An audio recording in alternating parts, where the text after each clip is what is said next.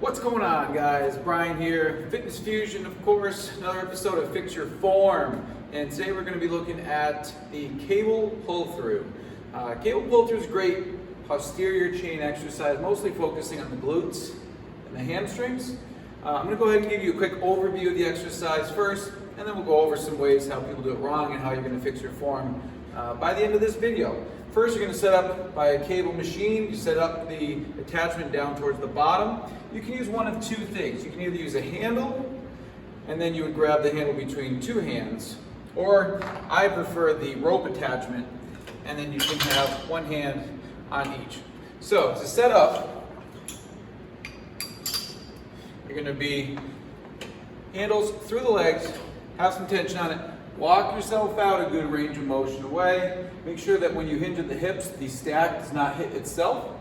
And then from here, you're just going to hinge, let that weight pull you back, nice flat back, come forward, drive forward with the hips and squeeze the glutes at the top. Okay, so let's take a look at some mistakes.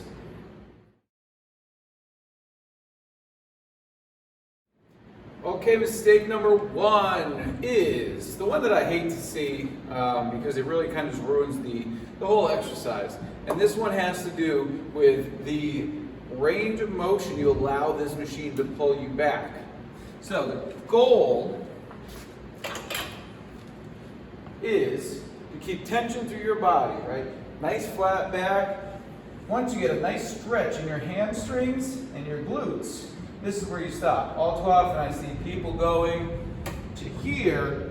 I'm no longer flat in the back. I don't have any control with it. So don't let the weight just pull you back for the sake of you thinking that it's giving you a better range of motion. Not a better range of motion, okay? So you don't want to let that pull you all the way back and then come forward. Make sure chest stays proud, hinge, nice stretch back. And that's it. Do not overextend backwards to the point of rounding your back.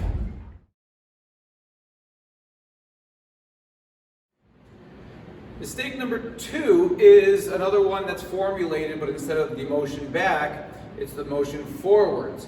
So, last video, if you saw it, we touched upon the posterior pelvic tilt. That's what you want to hit at the top of this exercise. So let me go over it really quickly again. You're going to engage your core and your glutes at the same time to posteriorly tilt the hips forward, and that's the position you want to end in at the top. Tight core, tight glutes, squeezed. The mistake is people going too far, thrusting too far forward at the top and arching the back. So it looks something like this. Even if you have good form back, you can still go way too far forward, no longer have a flat back or a tight core. So you do not want to go past the straight line. Nice and tall, core tight, glutes tight, and then back. All right, so posterior pelvic tilt at the top is the most important thing. Think about it, core, glutes, and tilt those hips forward. And that's going to be your perfect finishing spot.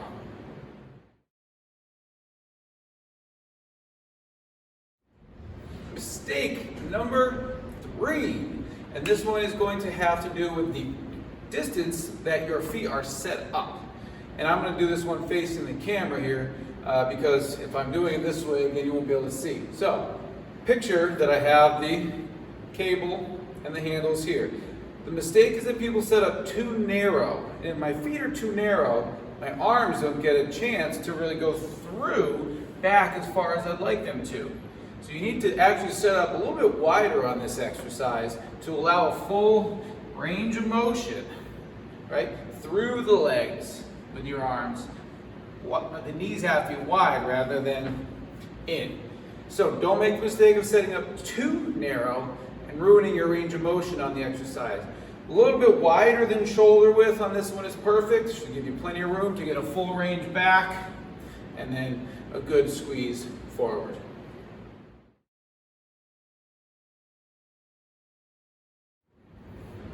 Mistake number 4 has to do with the tempo of the exercise.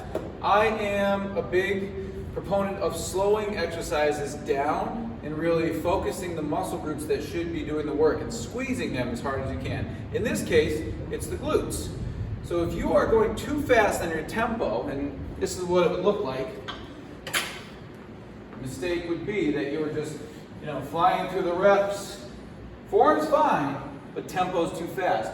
So what I want to see is the slow stretch back, and when you come forward and you engage your glutes, really try to figure out how to squeeze those glutes for at least 1 to 2 seconds. And if you squeeze them really hard, you should feel the burn, so to speak, right? That burning sensation of the muscle of working, that should happen pretty much right away on this exercise. If your tempo is too fast, you're not going to get that same effect. And it's not going to be as effective of an exercise when you're trying to build strength in the glutes.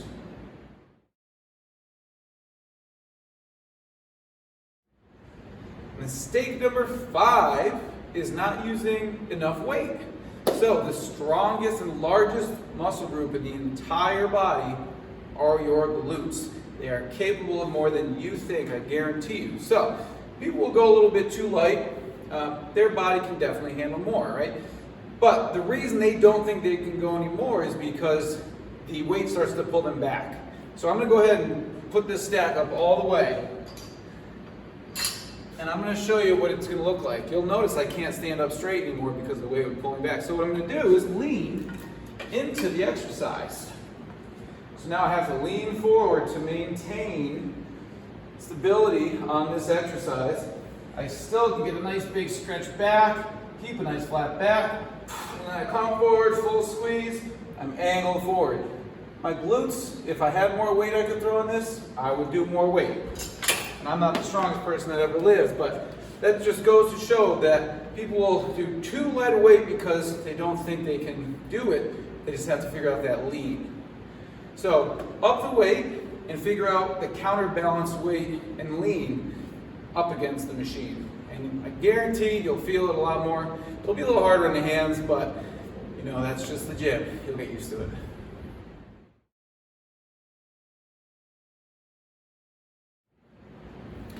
Last but not least, progressions, regressions, modifications. This exercise is kind of a standalone exercise.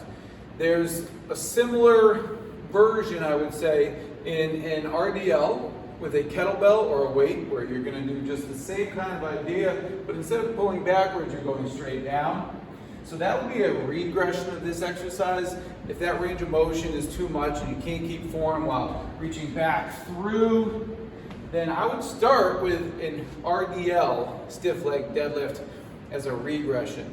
Progression of this exercise, nothing really comes to mind. Just up your weight, increase the amount of time you iso hold, increase the eccentric and concentric version, the timing, 3 seconds back, 3 seconds forward. Those are all ways to progress the exercise without actually changing the exercise.